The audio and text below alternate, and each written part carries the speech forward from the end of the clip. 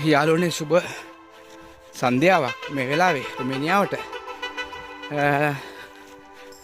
ඇත්තටම මම බලනවා මේ බලු පැටියෙක් හිටිය අපේ ගෙදර. දැන් යා ලොකුයි.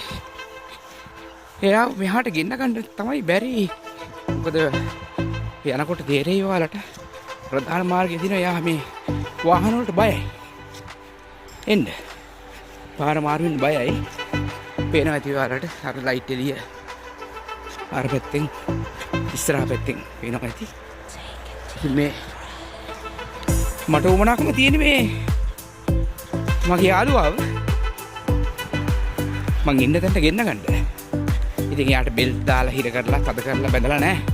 එයා නිදහසේ තමයි ඉන්නේ. මේක කතන්දරයක් වගේ කියනවාද කියලා තේරෙන්නේ නැහැ. නමුත් මම මේ කියන්නේ මේ සතා ගැන. සතාව තමයි මට ට්‍රේනින් කරගන්න බැරුණා. හේතුව මම දවස් 5න් වැඩට යනවා.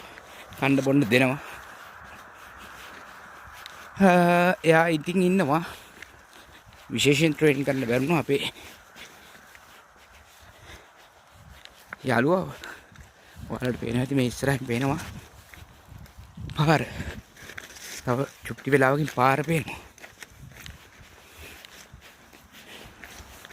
පාර බලාගෙන පුළුවන්.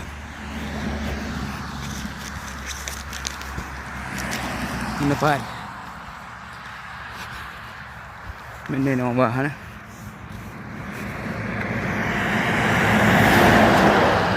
යන්නේ පොඩි වාහන නෙවෙයි.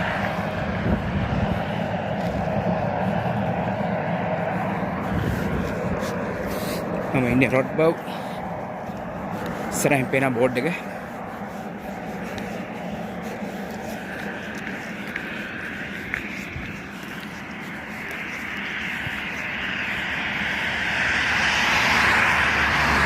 රොඩ් බව්.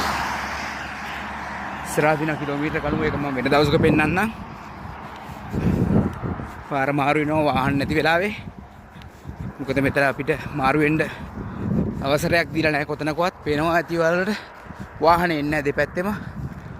මේ වම මේ දකුණ වාහනේ නැහැ. දැන් තමයි එකක් කරපැත්තේ ඉස්සරහ වංගුවක් තියෙනවා. ඒ වංගුවෙන් එන්නේ. අපි බලමු අපේ යාළුවාව ගෙන්න ගන්න පුළුවන් වේද කියලා. මම ඊළඟ වීඩියෝ එකකින් ගෙන්නම් යාළුවාව එක්කන් එන විදිය බලමු. ඔබ සමට ජය වේවා.